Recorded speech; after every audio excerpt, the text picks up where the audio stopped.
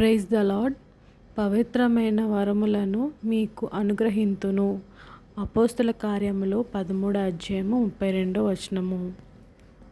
సహోదరి సహోదరుడా, జీవం గల వాక్యం ఈరోజు నీతో నాతో మాట్లాడుతున్నది ఏంటంటే, అపోస్తలుడైన పౌలు ఈ రీతిగా సెలవిస్తూ ఉన్నాడు. పవిత్రమైన వరములు మీకు అనుగ్రహింపబడినని చెప్పేసి అంటున్నాడు. అంటే ఇక్కడ చెప్తున్నాడు దావీదు. ఈ వాక్యం పూర్తిగా మనం చూసినట్లయితే దావీదు గురించి కూడా చెప్తాడు.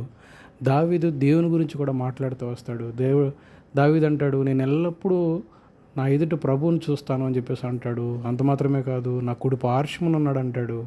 నేను కదల్చబడిన అంటాడు. ఎప్పుడైతే దేవుణ్ణి మనం చూస్తామో, దేవుడు పట్ల మనం ఏ రీతిగా అయితే ఉంటామో, అప్పుడు దేవుడు మన వెంటనే అనేక రకాలుగా కార్యాలు చేస్తూ ఉంటాడు. ఎందుకంటే దేవుని పక్కనే ఉంటాడు మనకి ఎప్పుడు, ఎల్లప్పుడూ కూడా. ఆయన అంటాడు, దావీదు మహారాజు అంటాడు, నా హృదయం ఉల్లసించిన అంటాడు.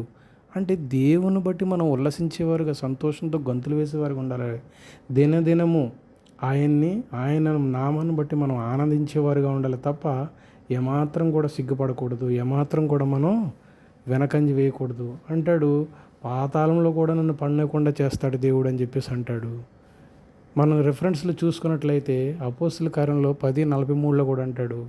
ఏమనంటే, ఆయన యందు విశ్వాసం ఉంచి వాడెవడో వాడు ఆయన నామం మూలంగా పాపక్షమాపణ పొందునని ప్రవక్తలందరూ ఆయన గూర్చి సాక్ష్యం ఇచ్చుచున్నారని అంటాడు.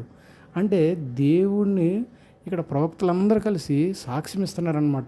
ఏమనంటే, ఆయన యందు విశ్వాసం ఉంచి వాడెవడో అంటున్నాడు. అంటే మనం ఎప్పుడైతే దేవుని యందు విశ్వాసం ఉంచుతామో, ఎప్పుడైతే ఆయన వాక్యానుసారంగా మనం నడుచుకుంటామో, దేవుడు మన పట్ల ఆయన నామములో ఎదిగేవారుగా ఉంటామో, అప్పుడు దేవుడు మన పట్ల అద్భుత కార్యాలు చేస్తాడు. ప్రియులారా, గమనించండి. వందనాలు. Praise the lord.